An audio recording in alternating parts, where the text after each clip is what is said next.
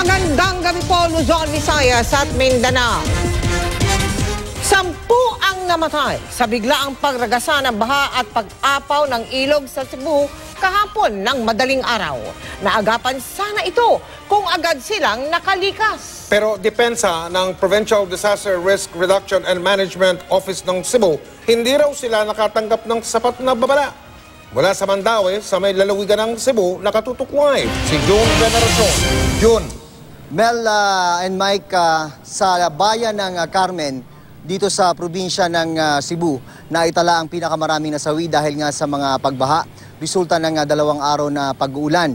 Pero naiwasan daw sana ang trahedya na yan kung nagbigay lang daw sana ng maagang warning ang Pag-asa, sabi yan ng Local Disaster Risk Reduction and Management Office. Sagot naman ng Pag-asa, nagbigay naman daw sila ng advisory.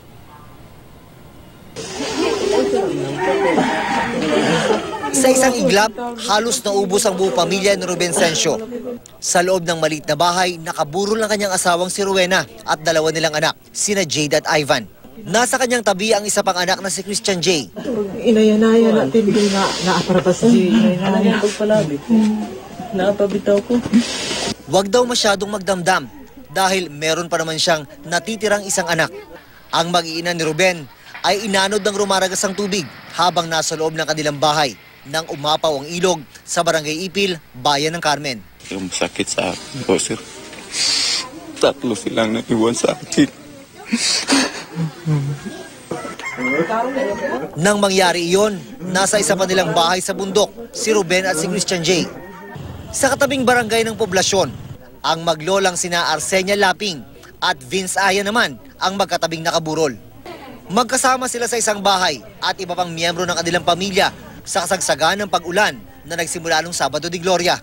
Pero madaling araw ng Linggo ng Pagkabuhay, biglang umapaw ang ilog sa kanilang lugar. Nakaligtas lang ang iba sa pamilya Laping nang kumapit sila sa nyog at sa saging. Tumaas ang tubig. Dito. Akyat tayo sa saging. Maakyat kami, pinaan siya. Hindi na namin alam na siya. Sabi niya, wala na yun si Dudong. Patay na yung pamangkin mo. Sama na si Mama. Si Celedonio Laping Jr., puno ng sugat at galos ang katawan. Mga iniwang marka ng nakakakilabot na pinagdaanan. Umiiyak siya habang kinakausap namin. Pero ang mga luha, hindi dahil sa mga sugat.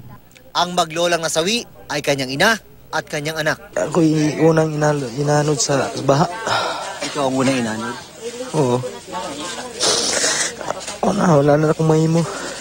Madaling araw kahapon nang umapaw ang ilog at umabot sa bahagi na ito ng Barangay Poblasyon, Bayan ng Carmen.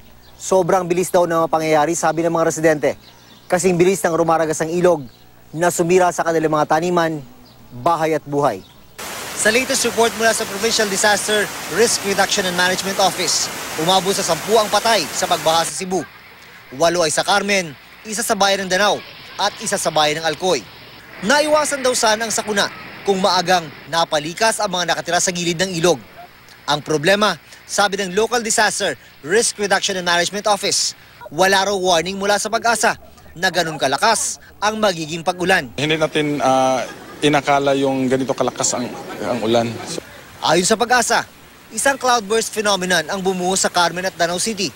Nagdala raw ng 62.8 meters na rain volume sa loob lamang ng 3 oras noong Linggo. Pambihira ito ayon sa Pag-asa at wala raw silang kakayahang ma-predict ang ganitong phenomenon. Pero 1 oras bago nangyari ang cloudburst, nag-issue sila ng thunderstorm advisory. Abisong may mahina hanggang malakas na pag-ulan sa Metro Cebu, Bohol at ibang kalapit na lugar. Paliwanag naman ng punong tanggapan ng Pag-asa sa Quezon City, ang flash flood ay bahagi pa rin ng epekto ng LPA na dating bagyong Krising.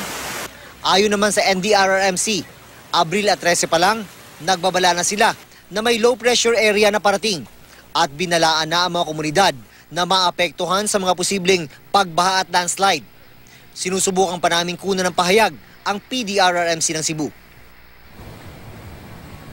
Itong nangyaring trahedya sa bayan ng Carmen, nakikita ito ng mga lokal na opisyal na para isang eye-opener. So ito ay talagang nakikita nilang solusyon dito ay ilipat sa mga relocation area yung mga nakatira malapit sa mga ilog sa bayan na yan. Mike. Maraming salamat, June Veneracion.